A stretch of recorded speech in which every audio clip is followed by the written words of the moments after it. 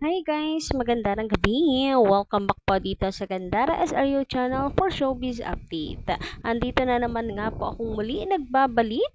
Ang nagmamaganda ninyo kachismosang Kimpang, wala na pong iba, si Gandara, upang magatid sa inyo ng latest update and fresh happenings patungkol po kina Kim Chiu and Paolo Avellino. And para sa gabing ito, may bit-bit po akong napakagandang balita para sa inyo kasi naman si Paolo Avellino hindi na po mapigilan. Nako. Kasi naman, Kim Chiu, hayaan mo na siya na magsalita. Pero sinusulit ni Paolo Avellino na basta sa challenge nila kanina, sinusulit yun ni Pao. Kung kayo po yung matatalas lang talaga, magigets nyo yun. Ako tumong-tuwa kay Paolo. More ganyan pa, Pao. Sulitin mo. Very good ka dyan. Anyway, alam ko excited na kayong malaman yan, pero bago ang lahat, sa mga hindi pa po nakaka-subscribe dito sa ating channel, baka po may bago lang dito, pakiclick lang po na subscribe button natin at notification bell na nandyan sa baba para maging updated po kayo at ma-notify tuwing may bago tayong chika at balita hinggil sa Kimpao. Basta po mga balita na may kinalaman kina Kim Chiu and Paolo Avellino, sagot na po natin yan. And ayun nga, may event po ngayon ang Kimpao for Chowking. Nakakakilig, finally, muli po silang magkasama. And alam niyo ba, nabubuhayan ako tuwing may gantong event ang Kimpao, kahit po endorsement lang kasi meaning niyan, malakas pa rin ang Kimpao, kinukuha po na advertisers meaning hindi pa mabubuwag ang kanilang love team and may chance sa panibagong project at mga anak pa yung project nila. 'Di ba? Hope so. Pray natin 'yan. Maraming projects pang dumating sa Kimpao. Anyway, sabi dito ni Madam Rebecca, makikita sa Kimpao ang saya sa kanilang kalooban kasi nagre-reflect sa physical appearance nila. Yes, true, lalo na kay Kim. Ay, actually both Si Paolo pagwapo kaya ng pagwapo. Si Kim Chiu naman kasi always smiling face yan. Kumbaga yung default ng mukha ni Kim smiling. So parang mas kita sa pagka-glow ni Kim Chiu, pero kay Paolo iba talaga. Pumopogi, bumabata. Grabe. Charming ng pa-charming talaga si Paolo. Iba, halata mo sa kanyang pagiging in love niya. And guys, nakikita ko na yung sinasabi ni Paolo na mga bagay na kailangan niyang unahin na baguhin sa personal niyang buhay at ibang aspeto ng buhay niya. Nakikita ko yun sa kanya and hope makita nyo rin yan. Di ko naman siguro kailangan pang ispilingin sa inyo kung ano yun. Pero happy ako. Happy ako na may pinaghahandaan talaga si Paolo Avellino. Malaking pinaghahandaan. Sana nagets niyo ako. Anyway, sabi pa niya dito, may late post yan si Paolo, promise. Next year. Grabe nga naman yon. Para hindi lang mahalata, no? Next year pa yung post. Grabing late upload naman ngayon. Ewan na lang. Pero, imposible. Masusoko pa rin yan ng mga fans. I-delay man ng i-delay ni Paulo yung pagpo-post. Yun nga nila, di ba? Na soko pa rin nung birthday ni Kim. Nung ibatiin niya. Wala pa rin ligtas yan kahit mag-late post pa siya dyan. Pwera na lang kung ibuburo niya yan sa cellphone niya. Anyway, sabi naman dito ni Madam Mary Anna Viana, magandang gabi po sa inyo, shout out. Sikat naman si Paulo, so bakit siya manggagamit? Di ba wali lang masabi? Hindi po kasama nila yon pagpasok sa tent yung guy.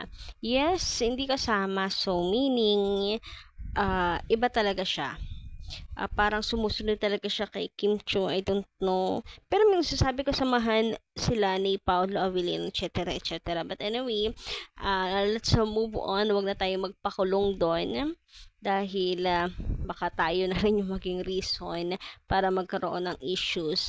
But about naman sa panggagamit kay Paolo na siyang ini-issue ng mga bashers, ginagamit daw si Kim para sa kanyang kasikatan. Sorry na lang, matagal na pong sikat si Paolo Avellino. Sobrang sikat ni Paolo Avellino, hinahangad siyang makatrabaho. ng ilang kapamilya artist talaga. Si Pau pa naman napaka mapili. Hindi lang po sa trabaho, hindi lang po sa, sa istorya ng gagawing project, but also sa mga artist na katrabaho niya. I think lang naman, kasi nga 'di ba sa love team, sa love team lang naman siguro. Kasi nga ayaw ni Paolo magpapatali sa love team. So sorry na lang po, matagal lang sikat si Paolo. Bawi na lang kayo next life. Ay, next life? Pinatay ba naman? Next time. Bawi na lang kayo next time. Kung mangbabatikos kayo, kung mga aasar kayo, siguraduhin yung po ha, perfect. Hindi kayo palpak. Palpak kasi ngayon eh. Sorry? Better luck next time. Next life. Ay! Samantala, sabi naman dito ni Madam Andre, then, magandang gabi po sa inyo, share around. Madam Andre, sabi niya dito, good day sa lahat na mga supporters ng Kim Pao. Feel kita, Miss Ganda. Kasi, frustrating naman talaga ang hocus-pocus ng Star Cinema, as in, what I commented sa mga nakaraan kong comments, hindi talaga natin makuha ang totoong kinita ng My Love Will Make You Disappear. Para hindi na tayo ma-stress, hayaan na natin sila. Total naman, napagbigyan tayo na mabigyan ng movie project sila Kim at Paolo. Ayaw kong maging nega, kaya I refrain to comment. Always kaya lang, ramdam ko yung frustrating ng mga supporters na totoong nagmamahal sa Kim Pao. Antayin na lang natin kung totoong may next project ang Kim Pao. Thank you ulit sa ating lahat at mabuhay.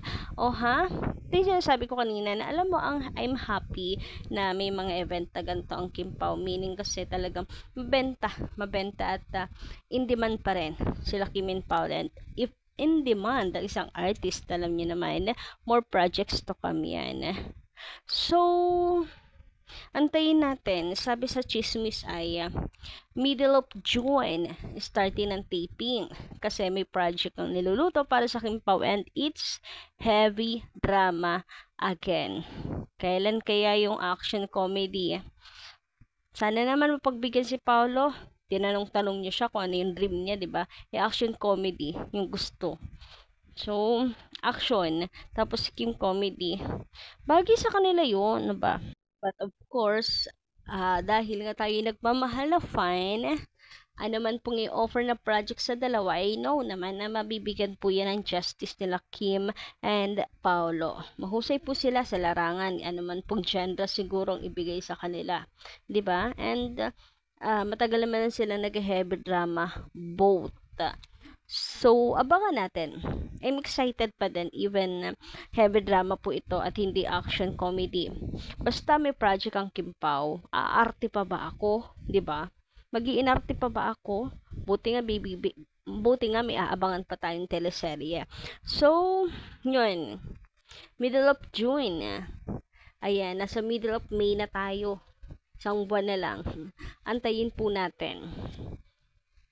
Sana mapagbigyan ng mga fans. Next project for Kim Pao po, please. Anyway, ako naman tayo nga dito sa event ng Kim Pao sa Chowking, kung saan ay may grabe nga naman talaga ang tilian. Dahil grabe din naman po ang pakilig ng Kim Pao. Halatang namiss ng mga Kim Pao fans sila Kim and Paolo. So, dito ko sa sinabi, ewan ko kung nabingi lang ba ako, pero ito talaga yung pagkakakinig ko kay Pao. So, pakinggan nyo na lang din po at kayo na po ang bahalang humusga. Doon sa sinabi ni, di ba, I love.